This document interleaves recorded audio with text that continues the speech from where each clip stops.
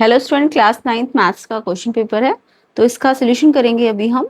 तो ये आपके PT1 and mid term exam के लिए इम्पोर्टेंट है। तो जिनके एग्जाम हो चुके अपने आंसर चेक कर सकते हैं, एंड जिनके नहीं हुए उनके लिए इम्पोर्टेंट है, अच्छी तरह से इसे प्रैक्टिस कर सकते हैं। तो इसका section A multiple choice questions and section B हमने कंप्लीट कर लिया है इसके पार्ट 1 वाली वीडियो में। तो वो आप चेक कर लेना, लिंक डिस्क्रिप्शन में होगा। डिटेल सोल्यूशन है, कंसेप्ट है। तो आपको जो न्यू बुक है उनमें जितने भी कंसेप्ट है वो भी समझ में आ जाएंगे। ठीक है। तो अब हम सेक्शन बी भी हमने कर लिया, उसे भी चेक कर लेना। सेक्शन सी के लॉन्ग क्वेश्चंस को करेंगे। तो बहुत ही इम्पोर्टेंट पेपर भी है ये, आपके मिड टर्म के लिए भी इम्पोर्टेंट है, तो अच्छी तरह से इसे प्रैक्टिस कर सकते हैं। सेक्शन सी देखेंगे।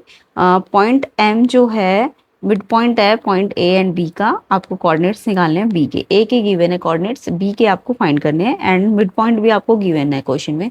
तो जब भी कोऑर्डिनेट में आपको मिड पॉइंट दिया हो या निकालना हो तो आप मिड पॉइंट फॉर्मूला लगाते हैं, है ना। तो क्वेश्चन 14 को देखिए कैसे करना है। तो देखिए, आपको ए के कोऑर्डिनेट्स गिवन है और आपको बी के कोऑर्डिनेट्स भी गिवन है। अगर मैं इसे ऐसे एक लाइन में समझूं तो ए के कोऑर्डिनेट्स आपको गिवन है और बी के कोऑर्डिनेट्स आपको फाइंड करने हैं। एंड जो इन दोनों का मिड पॉइंट है एम, वो तो बीच में होगा ना, तो उसके कोऑर्डिनेट आपको गिवन है। तो जो मिड पॉइंट के कोऑर्डिनेट है उससे हम एक्स वाई कहेंगे। ठीक है, वैसे तो एक्स वाई यहाँ भी दिया हुआ है, बट आपको फॉर्मूला याद रखना है कि मिड पॉइंट को एक्स वाई कहते हैं, और ये जो एंड पॉइंट्स होते हैं इन एक को x1 y1 बोलोगे, एक को x2 y2 बोलोगे। ठीक है। तो मिड पॉइंट फॉर्मूले में एक्स वाई निकालने का फॉर्मूला याद करना है। एक्स निकालना है तो एक्स की जो दोनों कोऑर्डिनेट है एंड वाले x1 x2 उनको प्लस करके 2 से डिवाइड करना है। ऐसे ही वाई वाला पॉइंट कैसे निकलेगा, y1 और y2 को प्लस करके 2 से डिवाइड करना होता है। तो इस तरीके से हम मिड पॉइंट फॉर्मूला लगाएंगे। तो mid point formula I hope समझ आ गया होगा। एक्स पॉइंट कैसे निकलता है, दोनों एक्स एंड वाले एक्स जो है ए और बी के एक्स जो है उनको प्लस करो, 2 से डिवाइड करो। अब आपको जो मिड पॉइंट है वो तो ऑलरेडी दिया हुआ है ना, 4। मिड पॉइंट एक्स दिया हुआ है 4। ठीक है। मिड पॉइंट को हमने x बोला ना, तो x तो हमें दिया हुआ है 4, और हमें x2 y2 निकालना है। x2 y2 मतलब एक्स वाई निकालना है। ठीक। तो x आपको 4 दिया है। पहला a का जो x है वो 8 है, और y का x2 जो है वो x है ना, अपॉन में 2। अब इसको निकालने के लिए आप क्रॉस मल्टीप्लाई करोगे, क्योंकि ये फ्रैक्शन है ना पूरा, तो इसको भी फ्रैक्शन बना लो, 4/1 कर दो। तो क्रॉस मल्टीप्लाई करो, 4 2 8 एंड 1 से इसको करोगे तो ये ऐसे का ऐसे आ जाएगा। अब x निकालना है तो ये वाला 8 प्लस में है ना, इस साइड जाएगा तो माइनस में हो जाएगा। तो ये वाला 8 तो अपनी जगह पे अपनी ऐसा ही साइन रहेगा, बट इसका साइन चेंज हो जाएगा। तो ये x की वैल्यू 0 आ गई। ठीक है। x यहाँ पे मिड पॉइंट नहीं है, x यहाँ पे ये जो x2 वाला कोऑर्डिनेट है वो है, तो x की वैल्यू ही हमें निकालनी थी, तो वो हमारी आ गई। तो आप इस फॉर्मूले में ना हल्का सा मिड पॉइंट के लिए x डैश ले लो, ताकि आपको कंफ्यूजन ना हो। वैसे हम मिड पॉइंट को x और y कहते हैं, but already x y question में निकालना है, तो हम x डैश और y डैश ले लेते हैं। ठीक है। तो यहाँ पे x जो है हमें b पॉइंट का वो 0 आ गया। ऐसे ही y वाले के लिए फॉर्मूला लगा लो। मिड पॉइंट तो y का मिड पॉइंट तो दिया हुआ है ना हमें 2, एंड a का जो y1 है वो 6 है, b का y2 जो है वो y है, अपॉन में 2। इसको भी क्रॉस मल्टीप्लाई कर लो, 2 2 4, एंड ये ऐसी का ऐसी 1 से मल्टीप्लाई होके आ जाएगा। y निकालना है तो ये 6 को उधर भेजना पड़ेगा, तो 6 का साइन बदल दो। तो ये प्लस में है ना, तो इधर जाके ये माइनस में हो जाएगा। ये तो अपनी जगह पे इसका ऐसे ही रहेगा साइन। अब आपको पता है प्लस माइनस माइनस करते हैं 2 आएगा, और साइन जो होता है बड़े नंबर, जो भी ग्रेटर नंबर है उसका साइन लगा दो माइनस का। तो बी के दोनों कोऑर्डिनेट आ गए, एक्स आ गया 0, वाई आ गया -2। तो बी के ये आपके कोऑर्डिनेट्स हैं। तो I hope mid point formula लगाना आ गया आपको। अगर मिड पॉइंट निकालना होता है तो हमें एक्स वाई निकालना होगा, अदरवाइज x1 y1 या x2 y2 में से कुछ मिसिंग होगा। ठीक है। तो यहाँ पे हमें जो एंड पॉइंट है वो मिसिंग था, और मिड तो आपको दिया हुआ था। क्वेश्चन 15 देखिए, prove that √5 is an irrational number. √5 एक इरेशनल नंबर है, ये तो हमें पता ही है कि √5 जब हम इसको √5 को निकालते हैं ना, तो ये 2.23 समथिंग, एंड ये कभी एंड भी नहीं होता और सेम रिपीटिंग भी नहीं होता, इसलिए ये इरेशनल हमें पता है। ठीक है। बट फिर भी हमें इसे प्रूव करना है। तो प्रूव कैसे करते हैं देखिए।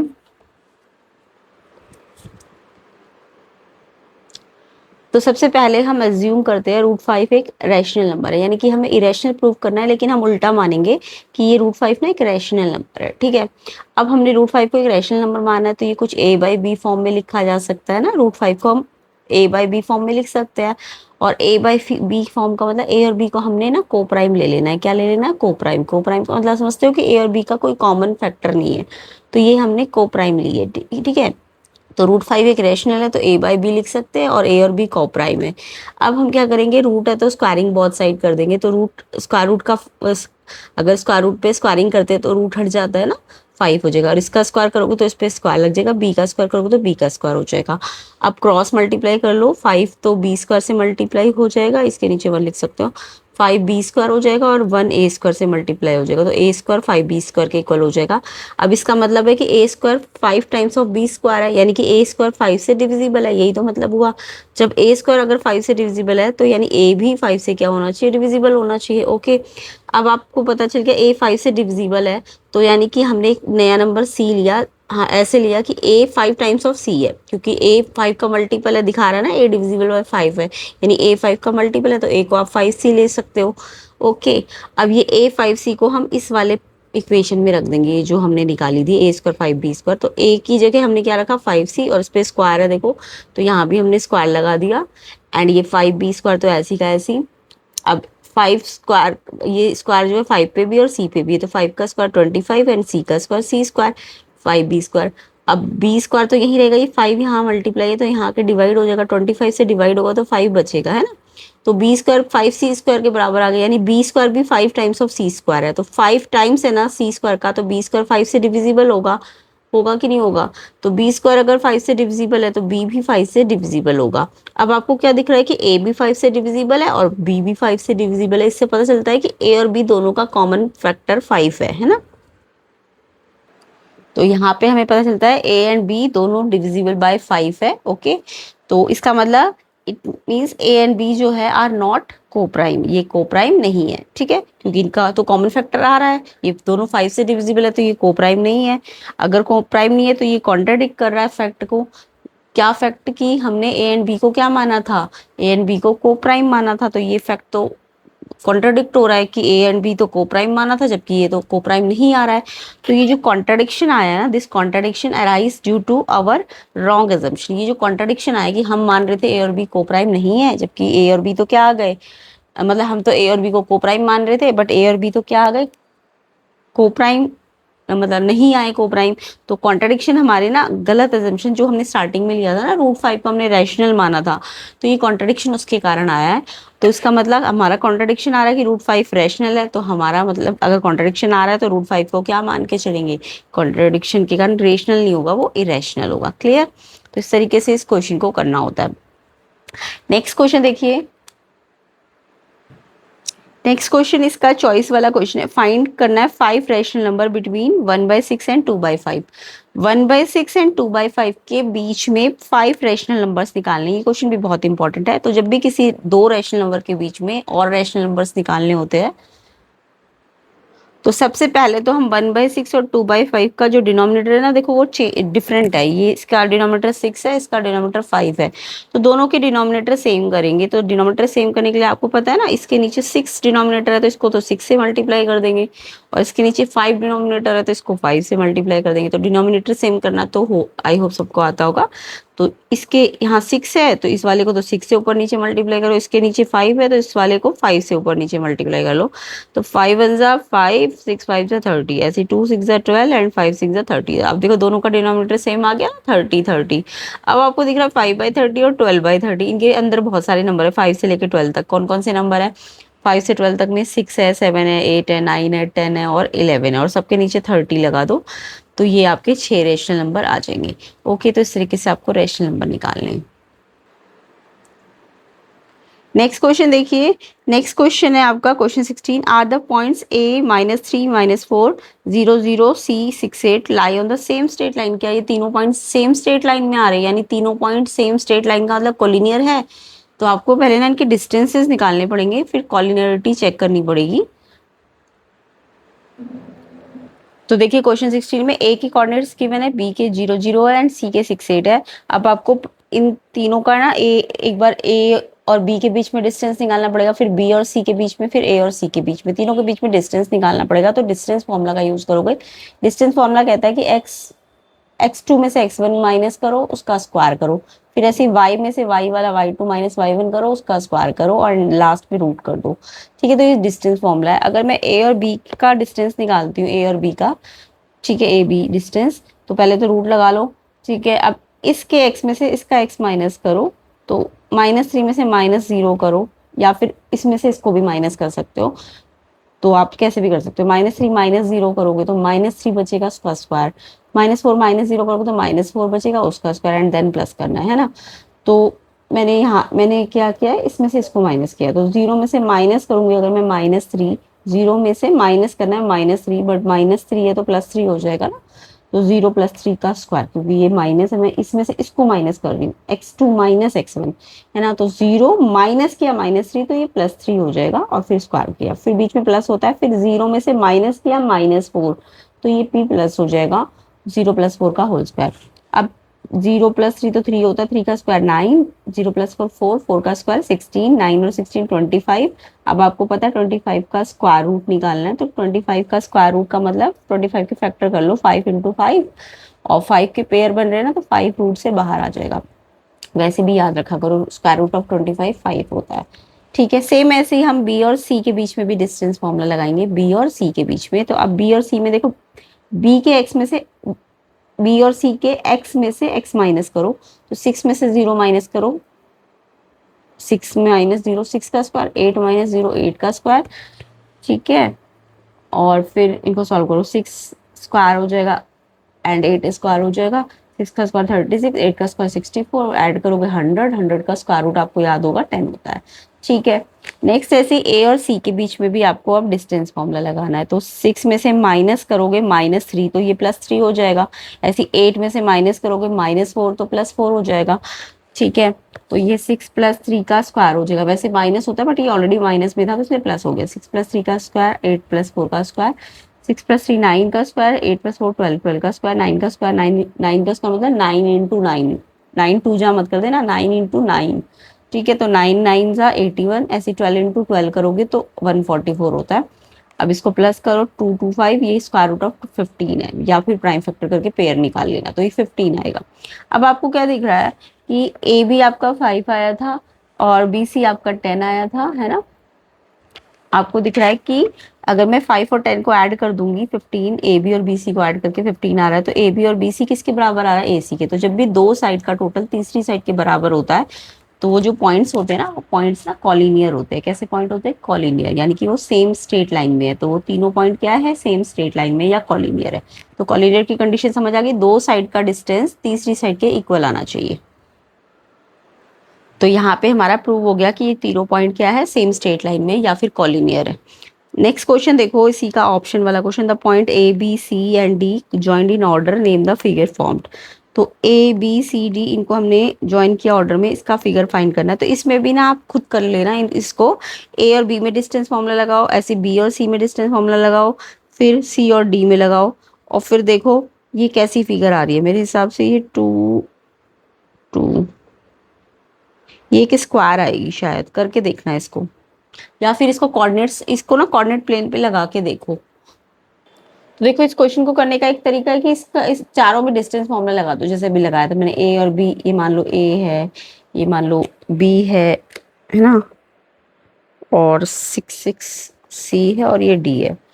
ठीक है, इनको मैंने प्लॉट कर दिया। ये प्लॉट करना तो आई होप सबको आता होगा। 2 2 का मतलब एक्स का भी 2 है और वाई का भी 2 है, यानी यहाँ पे आ गया ये पॉइंट। फिर एक्स का 6 है और इसका 2 है, तो एक्स का 6 और इसका 2, तो ये पॉइंट यहाँ आ जाएगा। ऐसे करके प्लॉटिंग करनी है। अब आपको दिख रहा है, वैसे तो ऐसे ही दिख रहा है ये, देखो इसका इसका 2 2 तो सेम है। इस ए और डी के बीच में कितना है, ए डी डिस्टेंस अगर आप निकालो, ए डी डिस्टेंस है ना, तो ये देखो एक्स वाला सेम है ना, तो डिस्टेंस कैसे निकलेगा, वाई में से वाई 2 में से वाई 1 को माइनस कर दो, तो 6 - 2 4 आ रहा है। ए डी डिस्टेंस कितना आ रहा है, 4। सेम ऐसे आप डी और सी का डिस्टेंस निकालो। देखो डी सी डिस्टेंस अगर निकालोगे, इसमें भी क्या दिख रहा है आपको, 2।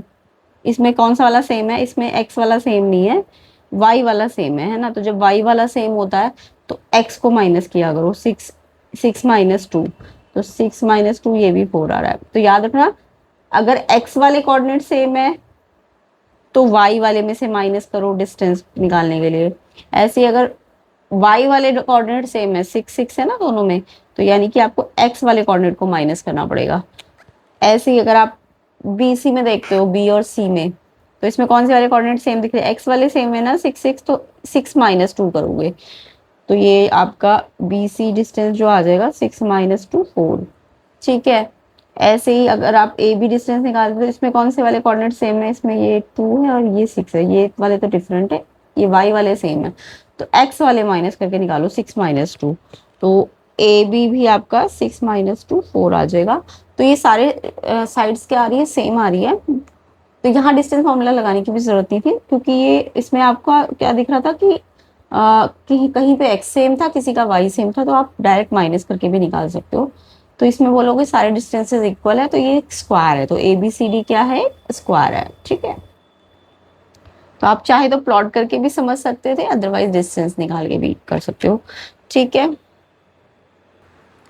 नेक्स्ट क्वेश्चन देखो, क्वेश्चन 17, एक पॉलिनोमियल है दिया हुआ पी एक्स एंड इसकी डिग्री पूछी है, कॉफिशिएंट ऑफ एक्स स्क्वायर पूछा है, इसके अलावा कॉफिशिएंट ऑफ एक्स और कांस्टेंट टर्म। बहुत ही सिंपल क्वेश्चन है ये तो क्वेश्चन 17 में पॉलिनोमियल पी एक्स गिवन है आपको। ठीक है, आपको क्या पूछा है, इसकी डिग्री, डिग्री का मतलब इसकी मैक्सिमम पावर कितनी है, तो डिग्री मतलब मैक्सिमम पावर, तो यहाँ पे एक्स की मैक्सिमम पावर देखो 3 है, क्योंकि आगे तो एक्स की पावर 2 है, एक्स की पावर 1 है और ये कांस्टेंट है। एक्स की पावर 3 यानी कि इसकी मैक्सिमम पावर 3 है, तो इसका डिग्री 3 होगा। ठीक है, कॉफिशिएंट ऑफ एक्स स्क्वायर, तो पहले एक्स स्क्वायर वाली टर्म ढूंढो, कौन सी है, ये वाली है ना एक्स स्क्वायर वाली टर्म।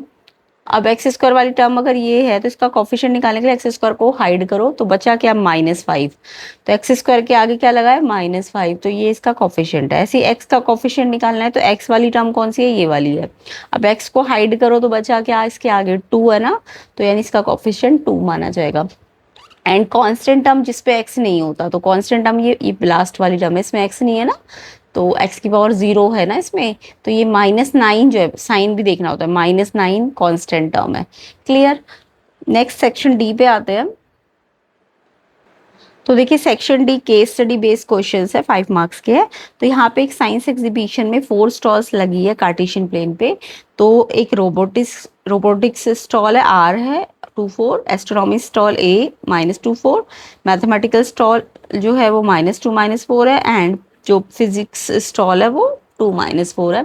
अब आपको दिख रहा है कि ये सारे पॉइंट जो है 24 -24 ये एक दूसरे के ना 24 24 24 है, यानी ये एक दूसरे के सारे 24 24 है, बस साइन का अंतर है, तो ये एक दूसरे के ना इमेजेस होंगे या मिरर इमेजेस होंगे, जब भी सेम कोऑर्डिनेट हो बस साइंस का डिफरेंस हो तो वो एक दूसरे के मिरर इमेजेस होते हैं। अब क्वेश्चन में पूछा है कि प्रिंसिपल ने ऑब्जर्व किया कि जो स्टॉल्स है क्लोज फिगर में बन रहे, तो आप इसे ना पहले से आप कार्टेशियन प्लेन पे लगा के देख सकते हो, तो ये ना एक क्लोज फिगर बन जाएंगे, वैसे भी पता चल रहा है ना ये एक दूसरे के मिरर इमेजेस है, तो मिरर इमेजेस होंगे तो जब आप इन्हें ज्वाइन करोगे तो ये क्लोज फिगर आ जाएगी।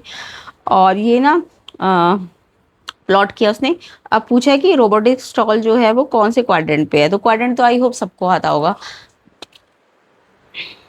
और मैंने पहले भी वीडियोस में इसके पार्ट 1 में आप कोऑर्डिनेट के बारे में, क्वाड्रेंट्स के बारे में बताया। तो सबसे पहले तो आप इसे रफली बना भी सकते हो, देखो 2 4 है तो एक्स का 2 है, वाई का 4 है ना। सेम ऐसे -2 4 है तो एक्स का -2 है और वाई का 4 है, यानी यहाँ पे आ जाएगा। एम माइनस, दोनों माइनस के है तो ये थर्ड क्वाड्रेंट पे चला जाएगा, है ना, दोनों माइनस के, एंड ये प्लस और माइनस ये फोर्थ क्वाड्रेंट पे आ जाएगा। ओके, अब ये आपको दिख रहा है कि ये आपका ऐसे करके एक फिगर बन रही है, क्लोज फिगर है ना, ऐसे करके ये पूरी। तो मेरे को बोला है क्वेश्चन पहला, तो बोला है कि फर्स्ट जो आपका आर है ना 2 4 वो कौन से क्वाड्रेंट पे, तो आर वाले दोनों पॉजिटिव है तो ये फर्स्ट क्वाड्रेंट है। सेकंड बोला है कि मिरर इमेजेस बताओ, तो देखो आपको याद रखना है मिरर इमेज अगर वाई एक्सिस पे पूछी जाती है ना किसी की, तो आप ना एक्स वाला साइन चेंज करोगे। मिरर इमेज अगर वाई एक्सिस पे पूछी है तो एक्स का साइन चेंज करना होता है। तो अगर मैं आर को देखूं, आर और ए को, तो इसमें किसका साइन चेंज हुआ है, एक्स का साइन चेंज हुआ है, वाई का तो नहीं हुआ है ना। अगर आर और ए को देखूं तो एक्स का साइन चेंज हुआ है, वाई का नहीं हुआ है। तो जब एक्स का साइन चेंज होता है तो वो वाई एक्सिस की मिरर इमेज होती है। तो आर और ए जो है ना वो आपकी कौन सी एक्सिस की मिरर इमेजेस है, वो आपकी वाई एक्सिस की है। ओके, वाई एक्सिस में एक्स का साइन चेंज होता है, तो 2 और 4 और -2 और 4 में एक्स वाला साइन चेंज हुआ है, तो आर और ए आपकी वाई एक्सिस की मिरर इमेजेस है। ऐसे ही एक और पेयर ढूंढना है, तो इन दोनों को देखो, इसमें भी एक्स का साइन चेंज हुआ है ना, -2 2, वाई वाला तो माइनस जैसा है वैसा ही रहेगा, रहा है, -4 दोनों में है, बट एक्स के साइन चेंज है। तो एम और पी भी वाई एक्सिस की मिरर इमेज है, क्योंकि इसमें भी एक्स के साइन चेंज हुआ है। ठीक है, तो एम और पी भी कौन सी है, वाई एक्सिस की मिरर इमेज है। तो सेकंड क्वेश्चन में आपको पेयर पूछे थे, कौन कौन से पेयर वाई एक्सिस की मिरर इमेजेस है, तो एक तो आर और ए और एक एम और पी। ओके, थर्ड क्वेश्चन में आपको ना एक्स एक्सिस की मिरर इमेजेस पूछी है, तो एक्स एक्सिस की मिरर इमेज में वाई वाले साइन चेंज होने चाहिए। तो देखो इसमें अगर मैं आर को देखूं तो 2 4 है, तो ये तो एक्स का साइन चेंज हो रहा है ना इस वाले में, तो इसका पेयर एम के साथ देखो 2 - 2, इसमें भी एक्स का साइन चेंज हुआ है, तो ये भी नहीं मानी जाएगी। आर का पी के साथ देखो 2 2, एक्स का तो सेम है, वाई वाला साइन चेंज हो रहा है, तो आर और पी जो है वाई का साइन चेंज कर रही है, इसलिए ये एक्स एक्सिस की इमेज मिरर इमेज है। तो आर और पी आपकी एक्स एक्सिस की मिरर इमेजेस है। ऐसे ही ए और एम जो होगी, देखो इसमें भी एक्स का साइन चेंज नहीं हुआ बट वाई का चेंज हुआ है ना, तो जब वाई का साइन चेंज होता है तो एक्स एक्सिस की मिरर इमेजेस होती है। तो ए और एम भी आपका जो पेयर है वो एक्स एक्सिस की मिरर इमेजेस का है। तो समझ आ गया ना, एक्स एक्सिस की मिरर इमेजेस में वाई के साइन चेंज होते हैं और वाई एक्सिस की मिरर इमेजेस में एक्स के साइन चेंज होने चाहिए। क्लियर? तो सेकंड और थर्ड क्वेश्चन आपको समझ आ गया होगा। नेक्स्ट में सेकंड भी बता दिया मैंने, मिरर इमेजेस वाई एक्सिस की and mirror images x axis की। फोर्थ है find the coordinate of mid point of the line joining robotic stall and mathematical stall. तो मिड पॉइंट तो आई होप सबको आ गया होगा, अभी मैं आंसर बता दूंगी इसका। एंड बोला अगर चारों स्टॉल्स को ज्वाइन करो आर ए एम पी, तो ये फिगर कैसी बन रही है, तो ये फिगर आपकी एक स्क्वायर बना रेक्टेंगल बन रही है ना। देखो R A M P, R A M P, ये देखो ये वाला डिस्टेंस देखो, इसमें क्या है 4 4 सेम है ना, तो -2 से 2 में कितना डिस्टेंस आएगा, -2 से 0 2 होता है और ये भी 2 होता है, तो 2 2 4 डिस्टेंस है इसके बीच में। तो ए और आर के बीच में 4 डिस्टेंस है, ऐसे ए और एम के बीच में देखो इसका एक्स वाला सेम है, तो डिस्टेंस 4 से -4 पे निकालो, तो यहाँ से 4 ऑरिजिन तक 4 और फिर यहाँ से नीचे भी 4, तो 4 और 4 8 आ जाएगा। तो ये 8 है, ये भी 8 आएगा और ये 4 आएगा। तो ए आर और पी एम इक्वल है और ए एम और पी आर इक्वल है। तो आर ए एम पी में आर ए एम पी के इक्वल है, ए एम आर पी के इक्वल है, तो ये एक रेक्टेंगल है। ठीक है, अब बाकी डिस्टेंस निकालना तो आई होप सबको आता होगा, या कोऑर्डिनेट प्लेन पे भी निकाल के देख सकते हो। बाकी इसका मिड पॉइंट देखो, आर और एम के बीच में मिड पॉइंट पूछा है, तो आर और एम एंड पॉइंट्स में डाल दो और एम मिड पॉइंट, तो मिड पॉइंट को एक्स वाई कहते हैं और जो एंड पॉइंट होता है x1 y1 x2 y2, ये मैं बहुत बार बता चुकी हूँ। मिड पॉइंट फॉर्मूले में अगर मिड पॉइंट एक्स निकालना है तो दोनों एक्स को ऐड करो, 2 से डिवाइड करो, तो पहला x2 है एंड वाला एक्स -2 है, 2 -2 करोगे तो 0 आ जाएगा, ऑरिजिन आ जाएगा है ना, एंड y भी 0 ही आ जाएगा, जब y1 y2 को ऐड करके 2 से डिवाइड करोगे तो 0 आएगा, तो मिड पॉइंट 0 0 आ जाएगा इसका। बाकी आर एम पी एक रेक्टेंगल है। तो यहाँ पे हमारे क्वेश्चन 18 का कंप्लीट होता है। अभी क्वेश्चन 19 को देखो। क्वेश्चन 19 है, A telecom company charge a fixed service for 249 every month and an additional ₹30 for each GB of extra data use। तो 249 तो फिक्स्ड चार्ज है ही है, इसके अलावा ईच GB एक्स्ट्रा करेगा अगर कोई, तो ₹30 एक्स्ट्रा लगेगा, मतलब 1 GB एक्स्ट्रा का 30 है, तो जितना भी एक्स्ट्रा करेगा उसको कुछ मान लो और 30 से मल्टीप्लाई कर दोगे तो एक्स्ट्रा चार्ज निकल के आएगा, है ना। तो GB एक्स्ट्रा डाटा है, ठीक है, GB एक्स्ट्रा डाटा है, तो x यानी पॉलिनोमियल बनाना है आपको। तो पॉलिनोमियल x के लिए कैसे बनेगा, तो देखो px है 249 तो लगेगा, ये तो कांस्टेंट है, फिक्स्ड है ना, एंड साथ में ईच एक्स्ट्रा 30 है और x डाटा यूज हुआ है, तो अगर ईच एक्स्ट्रा 30 है, ईच के लिए 30 है, तो x डाटा के लिए कितना होगा, 30x हो जाएगा ना, 30x। तो यानी कि 249 तो फिक्स है, वो तो कांस्टेंट है, एंड 30x जो है वो x डाटा के लिए है। क्लियर? तो ये आपका पॉलिनोमियल बन जाएगा। अब नेक्स्ट सेकंड पार्ट में आपको बोला है 6 अगर डाटा 6 GB एक्स्ट्रा डाटा हो तो कितना लगेगा, तो x की जगह आपको 6 रखना पड़ेगा, एक्स्ट्रा डाटा 6 है ना।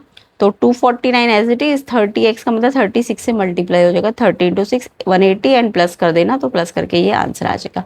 फिर ऐसे 10 GB एक्स्ट्रा डाटा के लिए निकालना है तो x की जगह 10 रखना पड़ेगा, तो 30 इंटू 10 300, 249 से प्लस कर दो 549 आ जाएगा।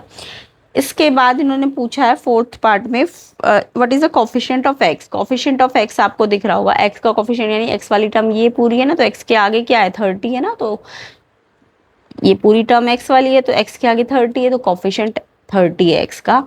एंड ये जो 30 है ये रिप्रेजेंट कर रहा है each GB of extra data को।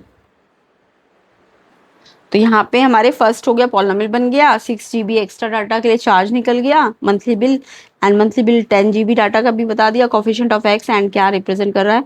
Customer received a bill 609, find the amount of extra data used by customer. अब की बार आपको बिल दिया हुआ है 609 का और एक्स्ट्रा डाटा निकालना है, तो यानी कि मेरे को पॉलिनोमियल एक्स ऑलरेडी गिवन है 609, यानी टोटल बिल दिया हुआ है, टोटल बिल तो हमारा पॉलिनोमियल है ना, तो ये पी एक्स हमें दिया हुआ है, हमें एक्स निकालना है अब की बार। तो 249 प्लस 30x, अभी 30x तो यहीं रहेगा, ये 249 यहाँ प्लस है उस साइड जाएगा तो माइनस हो जाएगा, अब माइनस करा तो 360 आएगा, है ना, 30x 360, ये जो 30x है ये तो एक्स्ट्रा डाटा है ना, इन्होंने यही पूछा है अमाउंट ऑफ एक्स्ट्रा डाटा कितना यूज हो रहा है 360। ओके, अगर ये पूछते कितना कितना कितना डाटा स्टोर हुआ, यानी अगर x निकालना होता तो 12, बट आपको डाटा नहीं निकालना, extra data use by the customer, amount पूछा है, तो अमाउंट तो ये पूरा है ना एक्स्ट्रा डाटा का, आपको कितना एक्स्ट्रा डाटा यूज हुआ वो नहीं निकालना, एक्स नहीं निकालना, आपको टोटल अमाउंट निकालना है, तो टोटल अमाउंट तो 30x है ना, तो 30x आपका 360 आएगा, ठीक है। तो यहाँ पे 360 आंसर होगा। तो आई होप क्वेश्चंस भी समझ आ गए होंगे एंड कंसेप्ट भी समझ आ गए होंगे। वीडियो को ज़्यादा से ज़्यादा शेयर कर देना, एंड इसका पार्ट 1 है वो भी आपको डिटेल कंसेप्ट के साथ समझाया गया है, उसका लिंक मैं डिस्क्रिप्शन में डाल दूंगी, एंड प्लेलिस्ट का लिंक भी मैं डिस्क्रिप्शन में डाल दूंगी। आपके मिड टर्म के लिए भी बहुत इंपॉर्टेंट है, अगर जिनके यूनिट टेस्ट अभी चल रहे हैं तो उनके लिए भी ये कंसेप्ट बहुत इंपॉर्टेंट है। तो प्लेलिस्ट का लिंक भी डालूंगी एंड पार्ट 1 का लिंक भी मैं डाल दूंगी। वीडियो को शेयर कर देना, लाइक कर देना, चैनल में नए हो तो चैनल को सब्सक्राइब जरूर कर देना।